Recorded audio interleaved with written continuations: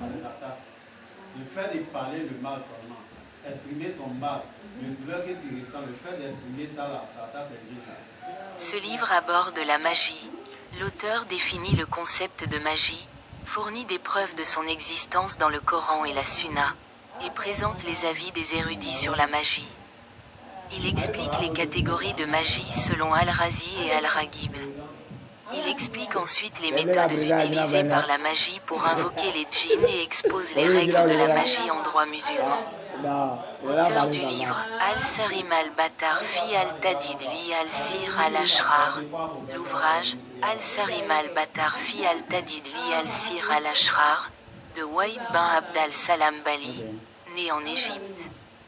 Il est l'auteur de plusieurs ouvrages, dont Fakiha al-Majalis, Les fruits des Majalis, Bidaya al-Mutafaka, Le début de l'accord, et Arba'in. Les erreurs de langage, la véritable éthique de l'islam, entre autres. Thème du livre Al-Sarim al-Battar fi al-Tadid li al-Sir al-Ashrar. L'ouvrage aborde plusieurs thèmes, notamment Thème 1. L'auteur aborde la définition de la magie dans le langage, la magie dans la terminologie islamique et certaines méthodes utilisées par les magiciens pour se rapprocher de Satan. Thème 2. L'auteur aborde la magie à la lumière du Coran et de la Sunna, les preuves de l'existence des djinns et des diables, les preuves coraniques, les preuves de la Sunna, les preuves de l'existence de la magie, les preuves du Coran, les preuves de la Sunna et les déclarations des savants.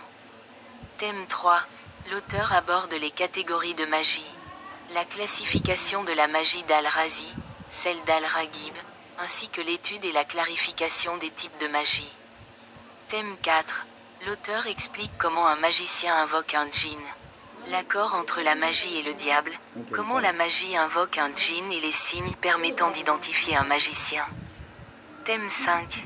L'auteur aborde la jurisprudence relative aux magiciens en droit musulman, la jurisprudence relative aux magiciens des gens du livre, la question de la dissolution de la magie par la magie, la question de l'apprentissage de la magie, et la différence entre magie, miracle et autres.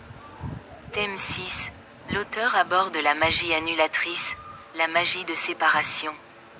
Les symptômes de la magie de séparation, son fonctionnement, les modèles de traitement, la magie de l'amour, les symptômes de la magie de l'amour, son fonctionnement, ses effets néfastes, ses causes. La légitimité de la magie et son traitement. Thème 7. L'auteur aborde le traitement d'un homme ensorcelé par sa femme, les mécanismes de l'envoûtement chez l'homme, l'envoûtement des femmes. Le traitement de l'envoûtement, la différence entre l'envoûtement, l'impuissance et la faiblesse sexuelle, la distinction entre stérilité naturelle et impuissance djinn. Un modèle pratique pour rompre un envoûtement et le sortilège d'un envoûtement transformé en folie.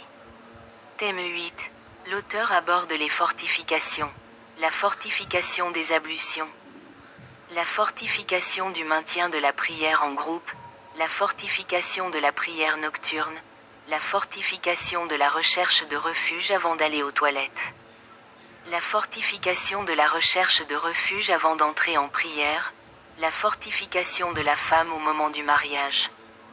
Le début de la vie conjugale par la prière et la fortification lors des rapports sexuels.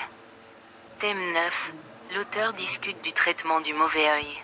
Des preuves du Saint-Coran sur l'effet du mauvais œil, des preuves de la Sunna prophétique sur l'effet du mauvais œil. Des déclarations des savants sur la réalité du mauvais œil et de la différence entre le mauvais œil et l'envie.